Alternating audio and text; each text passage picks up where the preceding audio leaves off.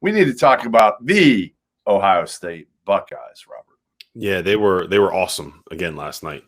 Kyle Young, what did he finish with, 20?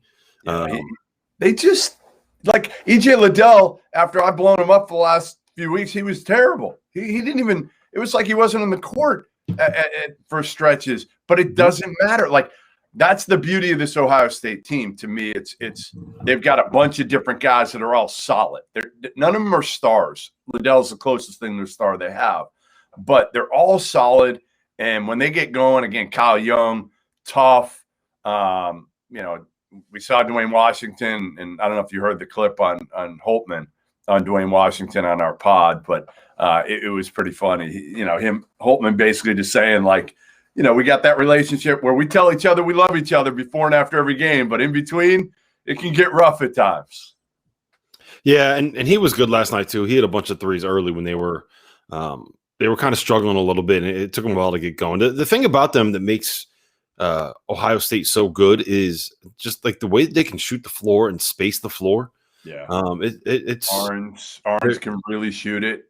Like they're so hard to guard. Like when you have Kyle Young and EJ Liddell out there who both are able to step out and knock down threes and are both tough enough and physical enough to like defend in the paint and rebound in the paint, that makes you a really good team. It's really difficult to match up with. And they're a little bit like Iowa light to me in the sense that I'm not convinced that they are quite good enough defensively to be able to make the run that like it looks like they should be able to make. They're but so much better than Iowa defensively.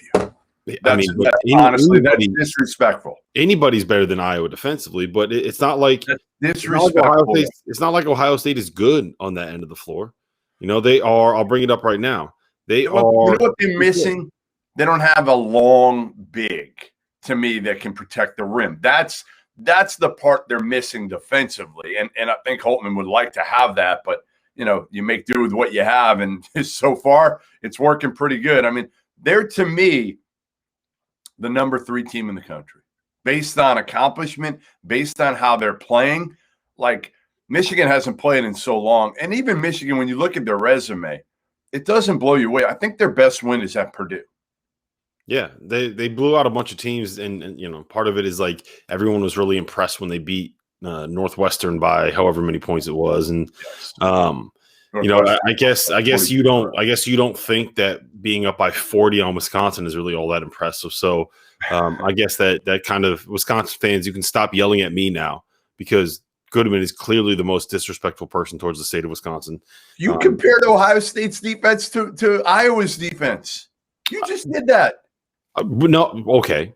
Let me make this clear. No, I said that they are like Iowa light in the sense that they are very, very good offensively, but there's real questions about like, are they good enough on the defensive end of the floor to make a run? The only team that entered the NCAA tournament anywhere that and made it to the national title game with the defensive efficiency that ranked anywhere near where Ohio State does right now was the Michigan team that had Trey Burke on it. They were first nationally in offensive efficiency and then like 62nd in defensive efficiency.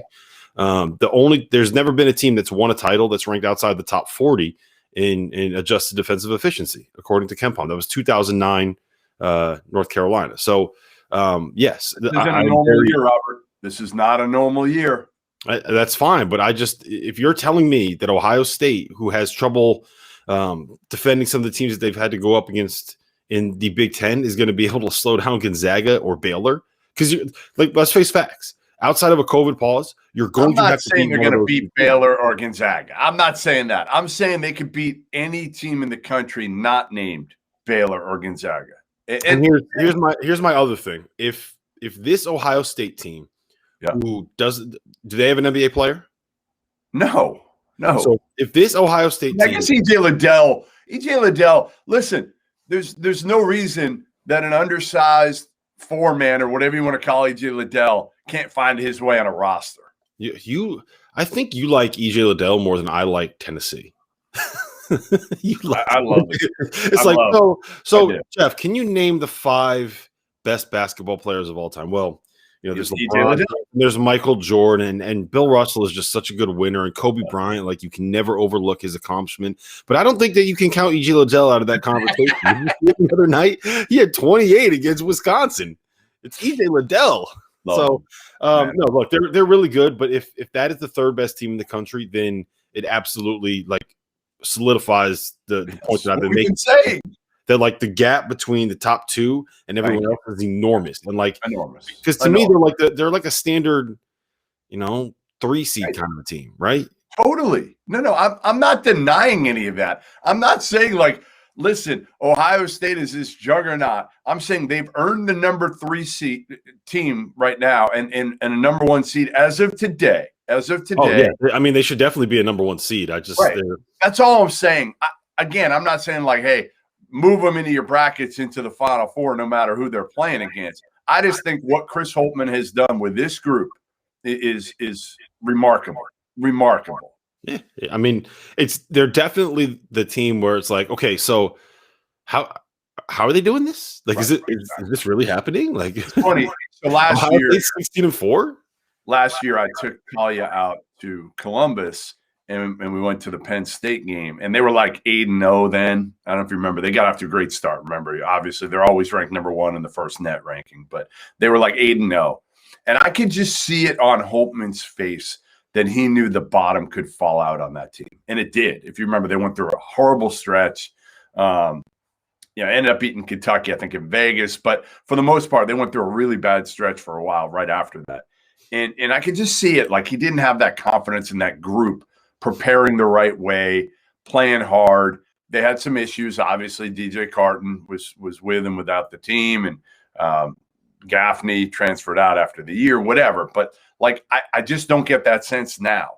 We did the podcast with him the other night, Hummel and I, and you just got the sense that he wasn't quite as worried about, even though he knows they have a tough stretch coming up to end the year in the Big Ten. It wasn't like he was worried that all of a sudden this group was going to start feeling themselves too much and not doing what they had done preparation-wise to get to this point. And I think that's the separator with this Ohio State team, and a separator these days between a lot of these teams that are 3 through 25 is what? Chemistry, how hard they're playing, how they're able to kind of compartmentalize everything these days with all the other distractions that are going on when they get out there and just focus on what's important in that game. Yeah, I totally agree with all of that. And real quick, we did get a comment from someone whose name is 82 Atlantic, and they have a question for you. They want to know if you feel like an idiot for doubting Mike Anderson to St. John's. You should have listened to me. I said that I thought that the hire was interesting. I said that I thought the hire had some potential. Listen. Give all the credit. If I've learned anything this season, you don't even know what champagne it is. I don't. But if I've learned anything this season, it's to take the victory laps when you have the opportunity to do it, because the bottom's going to fall out of St. John's eventually, right? I took my victory lap on Alabama. I took my victory lap on Tennessee. I'm going to take my victory lap on St. John's right now, and then I'm going to bet them to win tonight, and they're probably going to end up losing. Here's what I would say to that is it's a 6-game stretch in which they've been really good, right? Really good. I think one of those was Utah Valley. One of those was UConn without James Bouknight. And UConn without James Bouknight might be an NIT team, maybe. The Villanova win was huge. And the Providence win on the road, good win. But again, Providence is an NIT team. The bottom of the Big East stinks this year. Really, overall, the Big East isn't very good this year. Can we agree on that? Yes. It's not great. So this is the year, to me, for St. John's to be able to make a move. Can Mike Anderson sustain it? That's my big question. Can they get in the NCAA tournament this year? If they do, listen, that's a heck of a job. And I'll admit, I'm not going to admit I was wrong, because I still don't think Mike Anderson was a good hire at St. John's. I still don't think it's going to sustain itself for the long run.